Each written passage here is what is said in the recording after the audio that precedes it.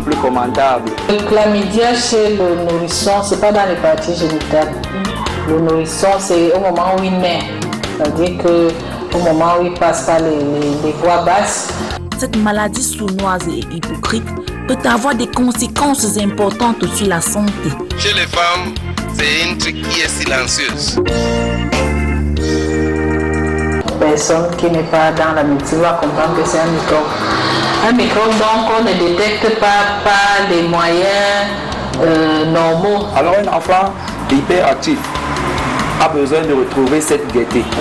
Une personne qui a fait un AVC a besoin de retrouver vraiment la structure de son corps à sa position originelle. CRTV News, ici, toute l'info.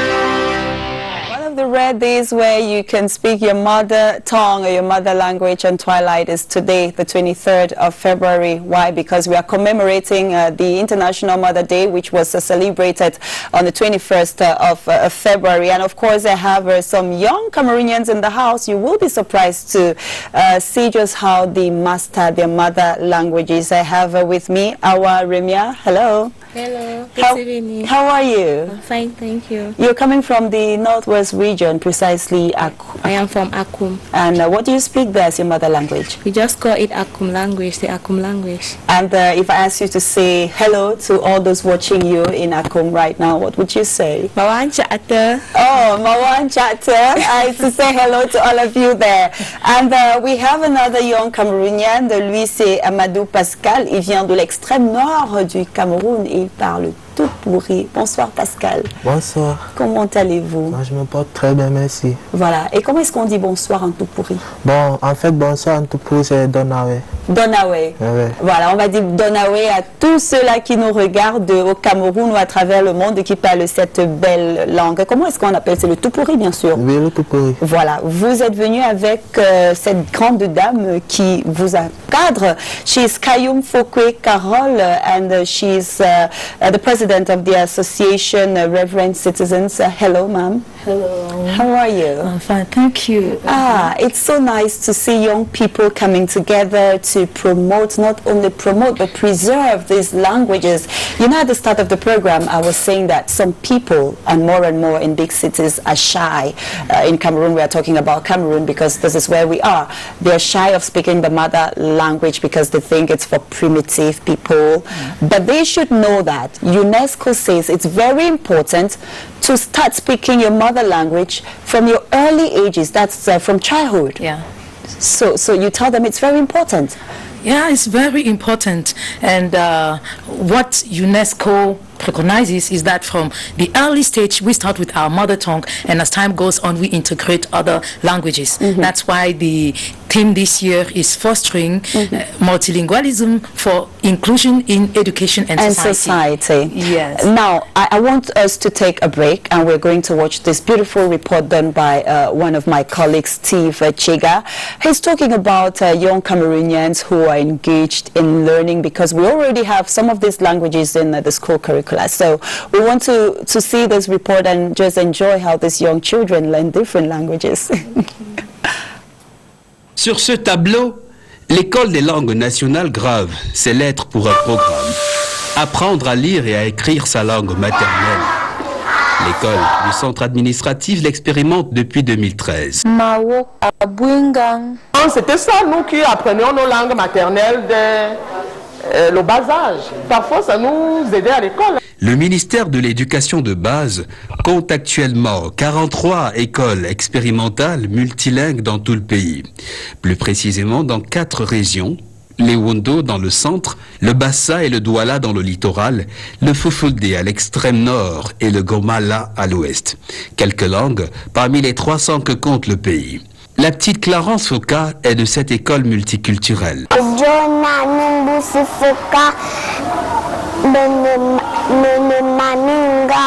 J'aime apprendre le Wondo parce que c'est amusant.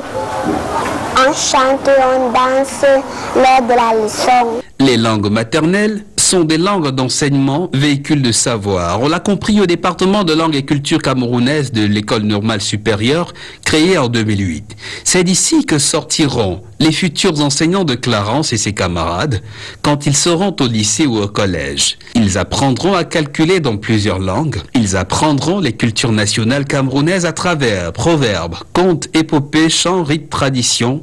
Et dès la classe de terminale, ils choisiront une langue nationale. So beautiful, proudly Cameroonian, these young kids. You know, I was struck by the little girl in the report who says she likes it because, you know, it amuses her, it's funny, and that's why she's learning a Wondo. But that's already a huge step. And what we have to say is that you, Carol, are part of those teaching at the ENS, Higher Teachers Training College here in Yaoundé. And the good news is that this school, like we heard in the report, you already have young Cameroonians trained to teach the mother language. How many languages? Because that's the debate that comes up all the time. Cameroon, we have more than 250 mother languages. So which are some of them that they've already shortlisted to be taught in schools? Well, the government has not shortlisted any language to be taught in school. Okay.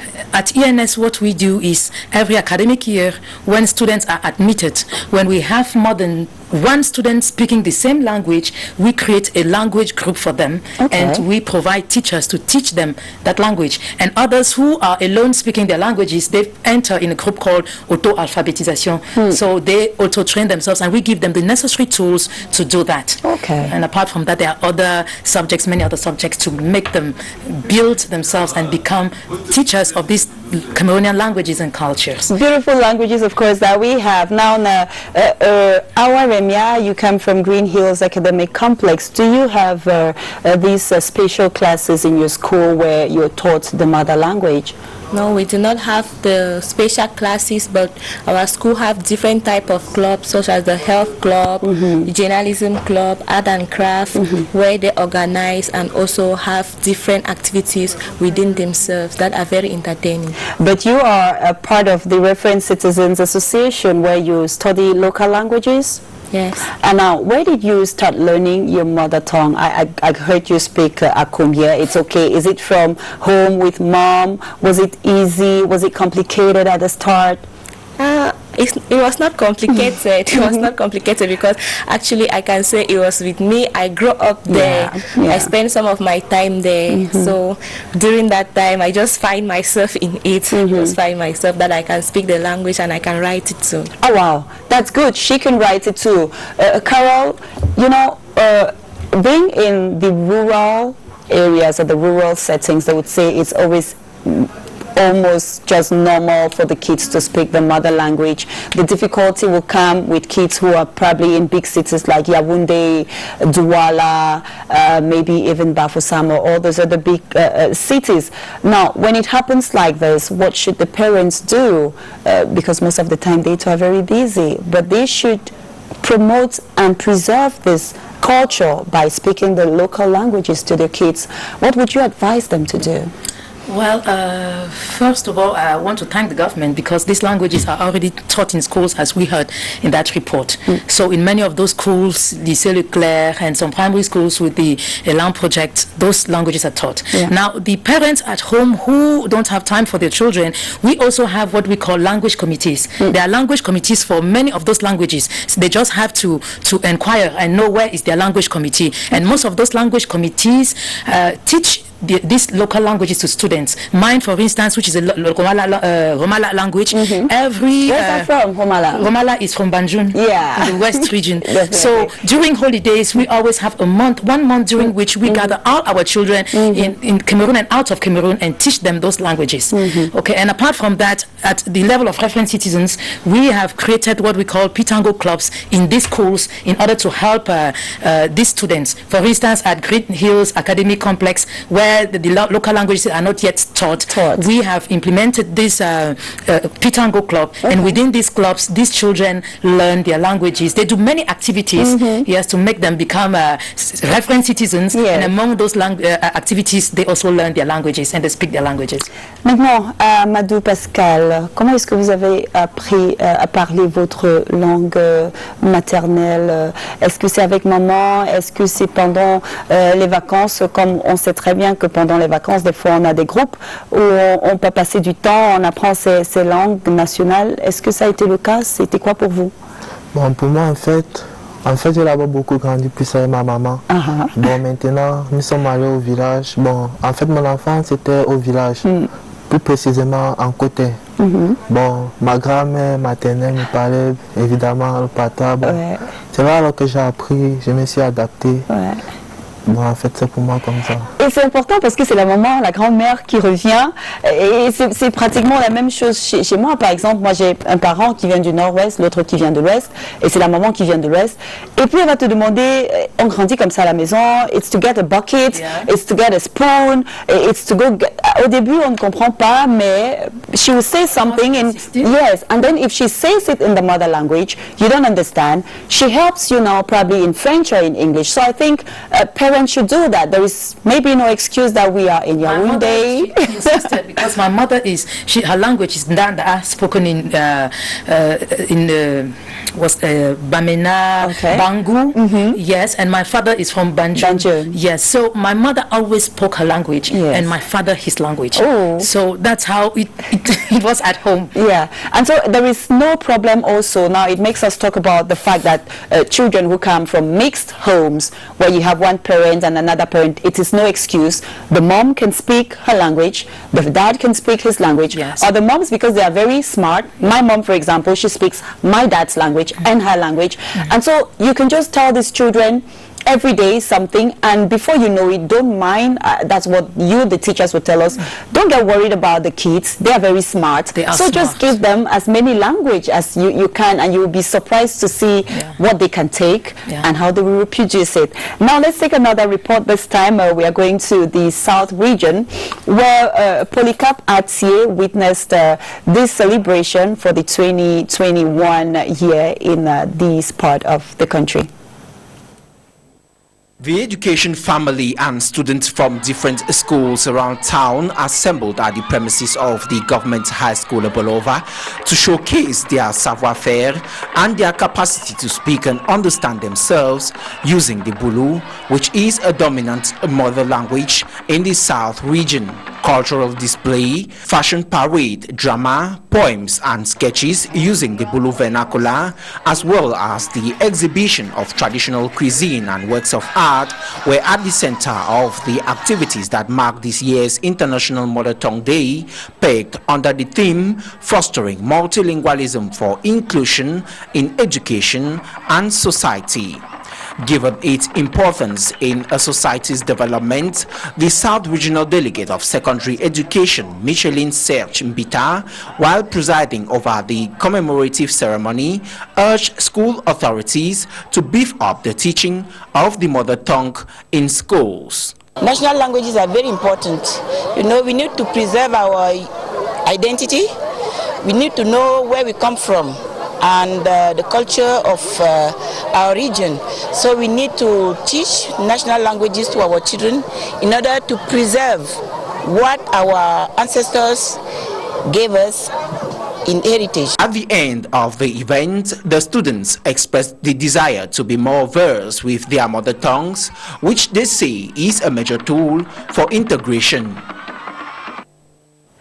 And of course, we are talking about the importance of national languages, and it's very important because it serves as a uniting factor. With my guest now, I want to find out from you, Remia, you being a young girl, when you speak your mother language, are you not shy? Because we know there are some young Cameroonians who are shy, and they would say, no, I speak only English and French, and they think it's okay, and they think they are more important if they speak only English and French. I am not shy at all. I see that as a prestigious. It is a challenge to speak your mother tongue. It is a very big challenge because there are certain things that you can do in a house privately. For instance, my mother used to tell me that if you are in a house where you can speak your mother tongue, there are certain things like when a guest comes, you might see something wrong in the house, and you will tell your child to do that in a language, and the guest will not understand. So it is very important, and I see it as a challenge to know your tongue. It's a challenge, it's a prestige, it's a pride to be able to speak your mother tongue. And I like the example she gave. In Cameroon, we know that it happens all the time. You know, if there's something wrong and the mom starts looking at you, you don't understand. Maybe she uses this as a code, you know, the mother language, if there is this person who doesn't understand it. So it's like a code. And even if you go abroad, you know, I hear sometimes, I've not been reporting football games, I've not been a footballer, but I hear sometimes, for example, the players go out there, and because they don't want to reveal their techniques and everything, they start speaking the mother language, and you know the opponent does not understand anything, and that's how you know, you should be proud of it. Now let's talk about maybe the challenges you have sending across or passing across the message to this younger generation who still thinks it is not very bourgeois to speak the mother language. Well, I must say that I don't think the problem is the younger generation, because so far from my experience, I've realized that in all the schools where we go to implement this Pitango club, the school authorities and the students themselves are very excited with the learning of the languages. They go and ask their parents, what should we say? We have this message to transmit in our mother tongue. What should we say? They are excited, as like that child said. They are really excited. But they are the parents. We are the problem, because most often some parents will say, okay, in let's say in the regions, because from 3 in regions, local languages spoken in those regions are taught. So some parents who are not maybe from the region will say, why should you teach maybe Betty Fang to my child in Lycée Leclerc? Meanwhile, I am from the north. Why should he learn that language? But they don't understand that it is important for all of us to speak many languages, because when you know many languages, you can insert, how can I say that? You can communicate with people everywhere you are, and you will be, for social inclusion, it is very important. When I speak Omala, when I go to the north, if I say hello in Fufude, people will render services easily. They will not even know I'm from the southern part of the country. Definitely. And I think it is good. It's good for social inclusion. So the real challenge is that parents should they should let these children learn their languages and even other languages. That's why UNESCO is talking about multilingualism. Fostering multilingualism for inclusion in education and the society. That's the theme for this year. And just to remind you that UNESCO believes education based on the first language, or mother language, must begin from the early years of childhood. So start talking to them in the mother language. It is very beautiful. We're getting to the end of our exchange. Pascal, pourquoi est-ce que tu penses que c'est important pour toi de parler ta langue maternelle? En fait, pour moi, c'est là-bas important parce que si par exemple, un étranger arrive à la maison, par exemple, que la maman veut te dire quelque chose pour que l'étranger ne puisse pas être au courant, elle te parle à la langue maternelle. Bon, si toi, tu n'es pas apte à suivre ce qu'elle dit, bon, tu vas répondre en français. Bon, maman, tu dis quoi? Là, maintenant, elle sera forcée de parler en français, l'étranger va suivre. C'est pas bon. C'est pas bon. Et à tous tes jeunes camarades qui nous regardent, qu'est-ce que tu vas leur dire avant de partir de cette émission comme message? Quel message est-ce que tu passes à tes jeunes camarades? Bon, comme message, en fait, bref, pour la langue maternelle, bon, en fait, ils doivent apprendre à parler les langues. Bon, c'est le plus important parce que tu risques d'arriver au village, bon, tes frères de tribu te parlent, mais tu n'es pas apte à écouter. Bon, ça cause une confusion. Certains vont dire que non, il joue au grand, il ne veut pas discuter avec toi. Oh, tu n'es pas apte à comprendre, tu ne sais pas ce qu'il dit. Et là, tu vas dire que bon, tu dis quoi? Bon, si par exemple, eux, ils sont aussi illettrés, ils ne comprennent pas ce qu'ils vont dire. Bon, ils vont dire que mais on ne sait pas. Là, maintenant, au village, en fait, tu seras seul. Ah ouais. Et c'est important de parler sa langue maternelle pour pouvoir partager et communier avec ses frères. Antigo, one last word to your peers. Well, I want to tell my brothers and sisters out there that they should learn their mother tongue. Even if you're already at the age of 20 and above and you have not had that opportunity to go to the village, I all believe we are living here with someone that knows that tongue.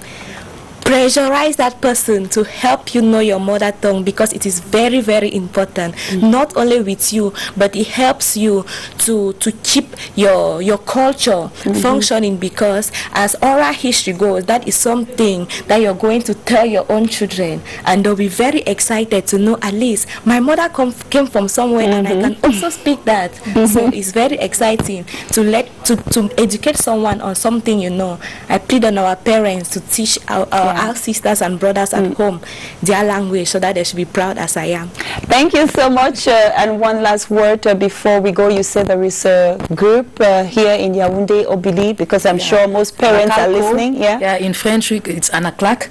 So it's when you go to Nakalko, you will have all information concerning your language committee. Yes, because they gather all those informations. And so we have all the different languages of Cameroon that could be taught there. Yes, yes, taught and also represented there. Okay. And they have contact with all those language committees because they all gather there. So if you go to Obili, Nakalko in English, Anaklak, you just ask and they'll give you all the information about your language committee so that you get in contact, in touch, and you know where to send your children in order to learn those languages. Which other languages do you speak? I know you speak French, you speak English, you speak Romala. So now I'll take you to Fefe. Fefe is from Bafang, right? Yes. Because I know you're not from there. Maybe you say goodbye to those watching and encourage them to speak their mother languages in Fefe.